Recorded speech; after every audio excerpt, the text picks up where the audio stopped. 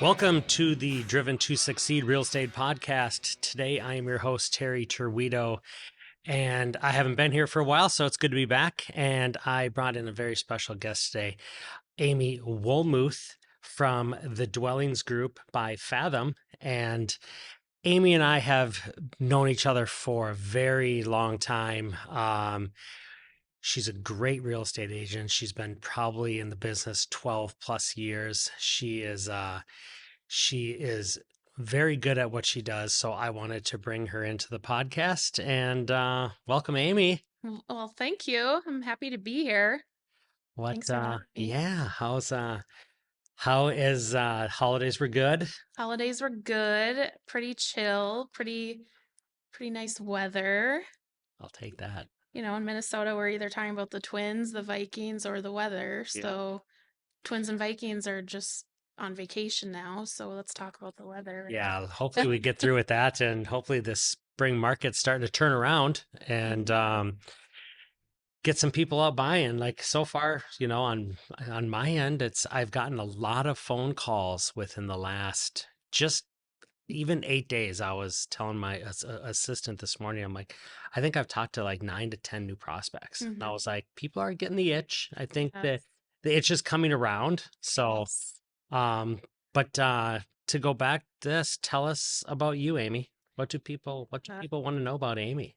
Well, Amy wears many hats in the real estate world. So I am a broker, I am a realtor, I am the district director for Fathom Realty here in the Twin Cities. I am a mentor. Um, what else can I be You today? wear a lot of hats. A lot of hats, but I love it. I realized years ago that not only do I love helping my clients, buy and sell homes and invest income properties, but I also really enjoy teaching realtors how to build their business from the ground up because a lot of them don't have the right guidance, or they might have that guidance but they don't know what to do with it. So I've spent a lot of time educating and mentoring, and I really love it. I think part of that comes from when I first got my license. I felt like I was just one of 200 agents in my office and just didn't really know where to go to get help. Probably should not have been doing some of the transactions I was doing solo, but I did it and I have made my way through it. And yeah, so now I mentor and I am the district director, which means I recruit and I train our agents in our district as well. Excuse Well, me, as well. they're good to have you because, like I said, I've nothing but good words out of all of our clients' mouth Oh, about thank you. you. And Back at you, it's Terry. well, you know what I think it is, Amy. It's a topic I really wanted to talk about today. It's so simple. It's communication. I Hmm. believe I pride myself on communication. Hmm. Like literally, like I've had reviews saying I've never seen a guy answer the phone so fast. I'm like, Hmm. it's in my pocket. Yep. Guess what? I'm not going to stare at it. Yep. I'm going to answer it Exactly. because you never know who's on that other line. Yep. I've had a couple quick story as I tried to call. I'm not going to, there was a couple agents back in the day that I used to call and they'd never answer the phone. Hmm. I had leads in my hand. Yep. Like, do you want a free $400,000 house? Here you go. Go open the door, write them a purchase agreement. This is done. Didn't answer the phone. You've Didn't sent me a answer the couple of phone. those over the years, and I answered my phone. Guess what you get? Guess what you get? you know, You know, 'cause I send you leads to tell you, right. hey. It's one of those things where communication through the process is everything. And, you Mhm. know, take us kind of step by step what you do with your clients. Yeah, I wanted to speak on communication as well because Terry and I talk about this a lot. We pride ourselves in our communication, and it goes without showing. Like, we don't even have to talk about it. We'll show you how we communicate. That kind of is contradicting, but anyway. But I do want to talk on a few points here, so that's why I'm looking at my phone. But I'm speaking more to realtors and other business professionals, in general. But this kind of shows you, as potential buyers or clients of ours, how we will communicate with you. Like, one thing is be available. I was told many years ago, with technology now, we are instant gratification type people. So if someone is calling you and you're not answering, if you don't call back in an hour, they've already been like, okay, maybe I should find someone else. Yep. But it's not even just an hour. You should really be trying to call back ASAP. And I try to do that. You can't, of course, you have things going on. If you're busy, you have meetings, you have showings, you have all of that, but at least send a quick Quick text. text. Yeah. It's let them know that you're there. Yeah, Yeah. yeah, we do that a lot Yeah. too, and I do that with clients and everyone, like, "Hey, I'm in a meeting, I'll call you Play in back. 10, Yeah. I'll call you in 30, I'll call you in an hour." It's People important. appreciate that. So, answer your phone, but also, as Terry just mentioned, pick up your phone and make the call. It's crazy how many people in this world do not call, and I get it, like, it's so easy to send a text, and it's so easy to send a message or an email, but sometimes we have to go back to the old school ways because those ways actually work. And us going old school and actually calling clients and calling other agents on the other side of the transaction, I mean, that goes a long way. I've had listing agents, I've talked to them and they're like, "You're the only buyer's agent that called me. We have 20 offers. You're the only one that called me. And not only did you call me, I call Terry them. called." And my client appreciates that, and it sets us up for a very smooth transaction. So we do that all the time. And I think it's fun. I think, it's Like I get to socialize calling and is call. important. I'll ask my clients, Amy, I'm always like, hey, I know it's during the day and there's sometimes things are, there's important, semi important. Yeah. I'll email you. Yes. I'll text Yeah. you. I know you're at work. I'm busy. Hey, we should look at locking your rate today. We should have a quick phone call. Mm-hmm. You know what I mean? There's times we'll all text and be like, hey, I need this document from you. Can you send it over? That's worthy of a text. Yes, exactly. Now, there's stuff that is worthy of a phone call and it's Mm-hmm. important. Like I said, I believe our job, I tell my clients all the time, my job is to be available for you at all times of the day. Mm-hmm. Like I said, I am not a bank. I am Yep. never a bank. I don't close at 4 o'clock. I tell every client, it's kind of my inner joke, but I'm like, I always say, if you want to call me at 9 o'clock at night, you can. We're going to have a beer together, Mm-hmm. but you can call me at 9 o'clock at night. I will answer the phone for you. That is another reason why I continuously want to work with Terry because speaking of banks, and I'm not gonna go on a spiel here, but I recently had a transaction that did not close on the closing date because the bank, I'm not gonna say the bank's name, but they didn't have it ready to fund. They didn't have it ready to close. We are now a week and a half later, and we're not closing till tomorrow. And not only did it put our buyers in a really bad position, but it put the sellers in a bad position as well. So I'm again, that's just one instance. But Terry is available. I've texted him or called him on the weekends at 8 in the morning and said, "Hey, I need a pre-approval letter for this house that I'm gonna go show. I have a good feeling about it." Terry will respond. He'll get me that pre-approval letter because we have to send it with our offers. So again, It's teaming communication. up. It's you know what, we're a team. Mm-hmm. We work for our clients. Mm-hmm. We don't get paid. Yep. We don't get I don't get a 2 week check. Yeah. We get Right. paid when we close on that house. So our job is to put the time in, work hard for our client, be there Mhm. for our client. That's Yes. my biggest thrill is being there. Yes. It's true. I agree. It's just a little bit of passion, but it's like stop being a text message maniac, you know? Just Yeah, and I'm good at texting. Like you said, there's perfectly good reasons to text yes. and message someone or email. Email for sure, and that's another added level of communication is I follow up with an email. If I called someone and I had a conversation, especially with a client, and I want to make sure like this needs to be in an email form, I follow it up with an email. Like, hey, just to recap our conversation, we just talked about this house, and this house. Here's what we just chatted about. Now you have it in front of you so that you can look back on it and not try to have to remember because, we don't want to always rely I on say those memories. same things. I'm like, you're not going to remember everything I'm telling you right now because I'm going to fill you full of information Right. and you're not going to remember any of it. Yeah, So, and that's but I'm okay. going to email back and say, these are the documents I do need, and I'll put it in Mhm. order. And everyone's like, Oh, thanks for that. Yep. Because I was like, it's a lot. We're all busy and, For right. it goes a long way just to do these little extra things. So, sorry that I keep looking at my phone, Go but I for it. want to make sure I bring this up. Another thing is answer the question before it is asked. And I think this is huge for us as professionals, that we're taking the time to understand the whole process from beginning to end to after closing.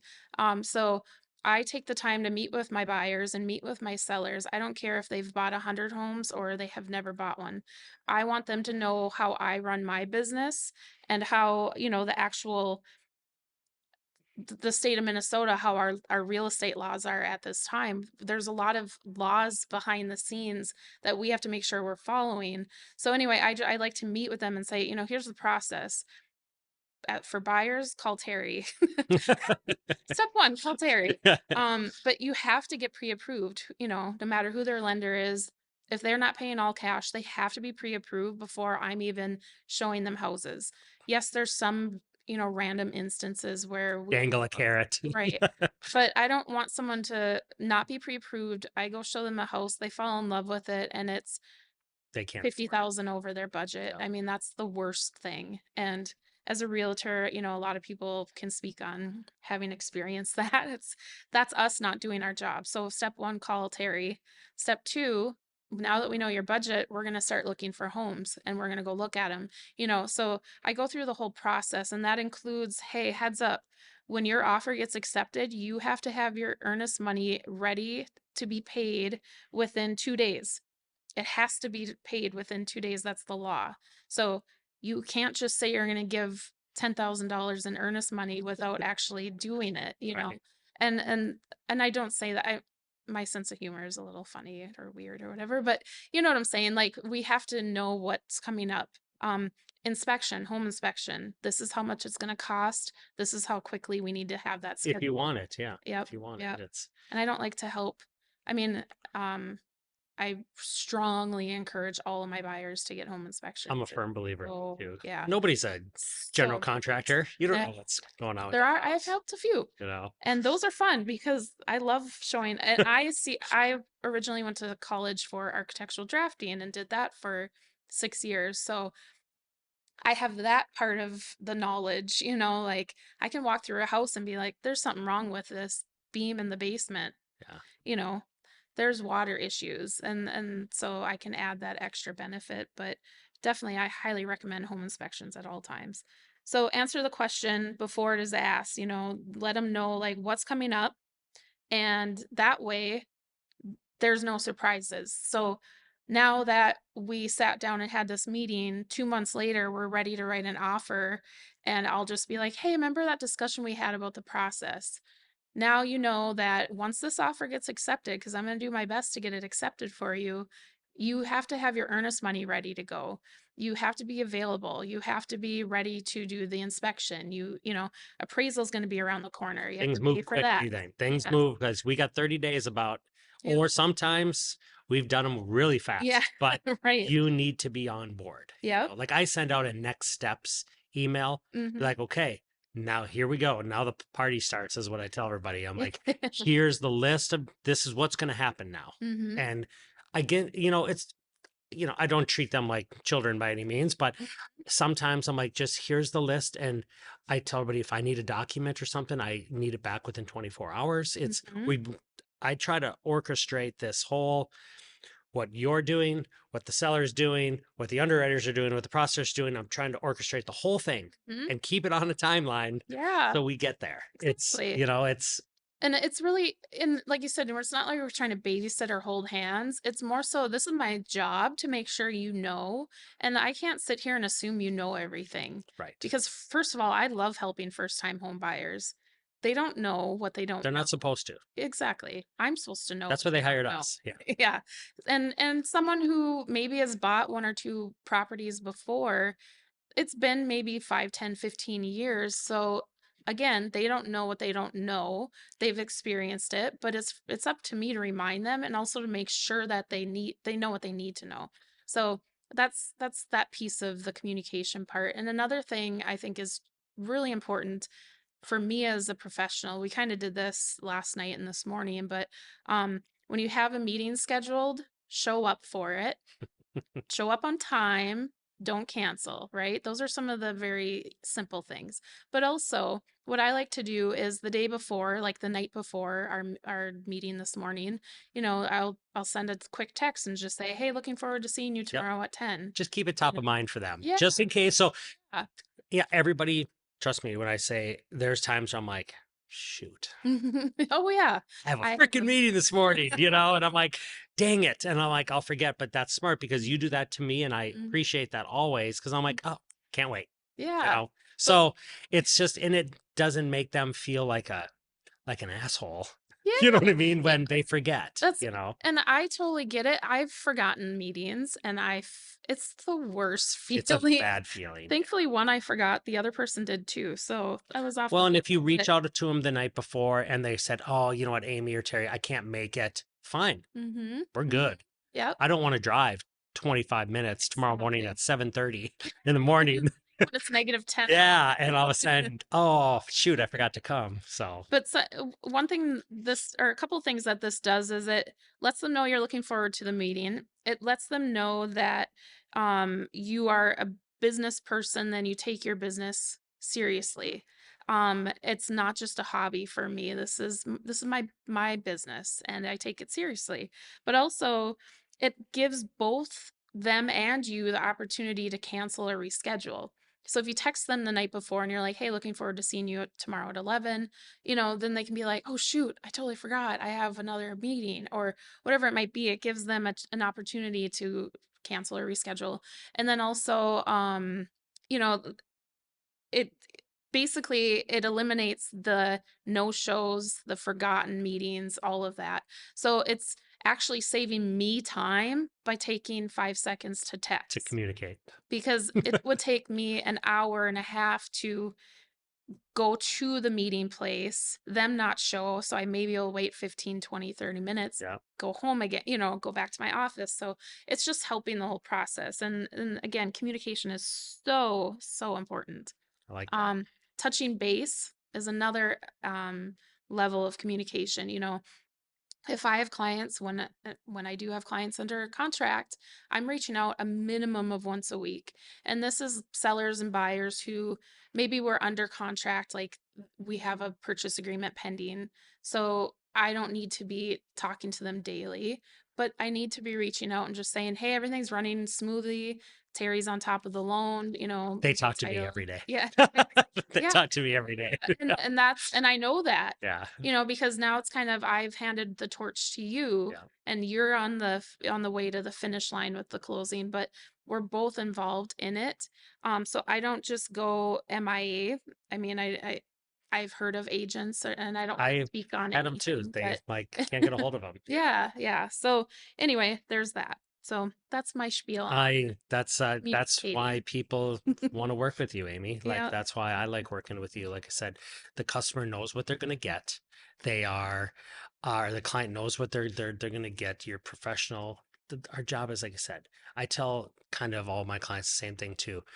This is going to be a rat race for the next 30 days, but I guarantee you by the end of it, we're going to hand you a set of keys Mm-hmm. for the Yep. biggest purchase of your life. So to me, that makes you just have to have an agent who's there for you. Mm-hmm. Like, especially, I want to touch on one thing before we change this, but having a full time agent. Mm-hmm. I can't stress that enough because when you find your next house online, you're like, oh my God, there it is. I want to go see it at 1 o'clock in the afternoon. Oh, my agent's part time. He doesn't get off work till 5 o'clock. That house is gone. Yeah, right? That That's house is gonna be gone. coming up here real That's a soon, question I asked all hopefully. my clients. I'm like, I don't care who you're using as an agent. I can't wait to meet them. I can't wait to work with them. Are they full time? Mhm, Because if they're full time, mhm. done, golden. So So to add to that, actually, let me give you a really good example of this. And this goes along with communication and answering your phone as well. Last summer, I had a random number, call me on a Friday morning at like 9 o'clock. And I always answer every phone call if I can, right? Even if it's junk, sure, whatever, spam. spam, spam. So I got this random call and I was like, let me get it. It was a Chicago number, answered it, and she was like, Amy, I'm so glad you answered your phone. This is a Fathom agent in Chicago. My mom is literally in her car on her way to the cities, and she has two houses picked out that she wants to look at when she gets there in a few hours. And she's like, are you available to help? And I was like, heck yes, I am. Yeah, always. And I ended up showing her I think it was 11 houses that Friday and Saturday. We put an offer in on one. It got accepted with multiple offers and it was done deal. She was planning to be here for 6 to 7 days. She only had to stay for the weekend. Beautiful. And it was just one of those things. And it was just super smooth. They paid cash, so Terry wasn't involved, unfortunately, but that happens too. Oh, cash But buyers. just being available and answering your call and whatever. It's just I can't stress it enough because it's not only business people we work with that aren't available, it's also our clients. And the whole cancel culture, and I don't want to go into like a negative thing here, but There's just water in here today for that one. No alcohol in that one. the whole like you know how it feels if you try to reach out to someone and they don't answer their phone or they don't get back to you in a timely manner. And now put yourself in the shoes of someone who works for themselves, business owner, or whoever it might be. I'm here to help you. So if you're not interested, just say thanks, but no thanks. Yeah, I am it's not one to be a pushy person I'm at the all. same person. Yep. I don't hound. I want to make my availability known to you, Mm-hmm. you know. Yep. And I have a few agents who I call who just they don't call back. Guess what? I'm Mhm. like, you know what? Just be straight up and be like, I don't ever want to work with you, Terry. I'm like, that is fine. But You know, it's yeah, and I see it on a level of managing other agents. If to me, and I tell everyone this, if I can't get a hold of you and I don't hear back from you in a week, your agents can't or your clients can't do I that's very concerning, because for me, it's not anything negative, it's all positive, that. Right. most of the time. And it's just one of those things, like just answer your phone and get back, and of course there's people that excel at this and I love them for it. And we are all busy and we all have things, so let's just make this work. And, especially when Terry and I are kicking butt and taking names. I like it. Next thing I want to talk about, Amy, because we're running a little late on time, but I want to talk about a couple things. One thing we want to really talk about is this, if you rent right now versus buying. Like I Mhm. pulled a sheet this morning, you have it in front of you also. It is absolutely crazy when you look at this thing. If let's just say I'm going to bring up one thing. We have it on here if you pay $1,500 a month to 2,000 to 2,500 to $3,000 a month in rent. Now, if you rent let's say Minneapolis is around 1,700 an average rent price. So let's just round that up to $2,000. If you rent for 10 years, $2,000, that's $240,000, Amy. That's Where'd that money go though? oh, that's right. You didn't get any equity on that. Oh yeah. You gave it Yeah. away. If Yeah. you rent for 20 years, if you're like, you know what, I'm never going to buy a house, I'm going to rent for 20 years, $480,000. You just bought a house in cash and you got nothing for it. Right. 30 years. 30 years, Amy. $720,000. Oh yeah. And I mean, It's in when people read that, they're like, "Oh my God." and I love that you have this example because okay, here's the deal. Owning a house is not for everyone. I agree. Some people they travel 70% of the time for work or whatever it might be. So it's more ideal for them to have a property like, condo or an apartment that they're renting. That might be there's situations where not it's not the right time for everyone to own. But unfortunately, the media or whoever, sometimes they'll have things that come out where it's like, okay, interest rates are too high. You'd be a fool to buy a house right now. Well, would you? Because I see hundreds of brand new apartment complexes going up, and I know their minimum rent there is probably 2,000 a month, Yeah. and it just goes up from there. So if you're gonna throw it away on rent, why not? Let's talk about let's talk about your options specifically and see where you're at for you specifically, because it might be the better option to help you buy a house and get into a A lot property. of these people get afraid of, they're like, oh, if I buy a house, I got to live in it forever. You don't have to live in it forever. Mhm. Think about this. If you buy a house, just if you live in it, if you're like, well, I'm only going to be in Minnesota for 5, 6 more years and I'm going to move. That's great. Mhm. Guess how much equity you can build in 5 to 6 years? You might get upwards of 80 to $100,000. Yep. Now, when you move out of state, guess what? You have a whole bunch of money to put down on a new house Plus, you might have the option at that point to keep that and house rent it as out. an income property. Yeah. So, Because our vacancy rate for rentals here in the Twin Cities, it stays pretty consistent at 5 to 8%. You know, that's very low. That's why there's so many rental properties going up all around, yeah. because we have a lot of renters here. But with that, then it's, well, what is the market doing right now? When is the spring? You can talk about that too, I guess. But It's just, the spring market, what I want to talk, I mean, obviously the rent thing we wanted to touch on here, you know what I hmm mean? By just saying there is, you don't have to live in that house forever. You don't, but the number one way to build wealth in hmm America, hands down, is by owning a house. yeah. It's simple, it's easy. It's not easy, but it's once you own that house, you'll be like, wow, this wasn't as bad as I thought. hmm And like I said, pay yourself first. You work really hard all week. You work 40 hours a Right. week. Why throw it away? Why give it to somebody else when you can give it to yourself? And home ownership, to add to that, is more attainable than most people think. It is. It gets very intimidating to hear, like, I have to put 5% down, I have to put 10, 20% down.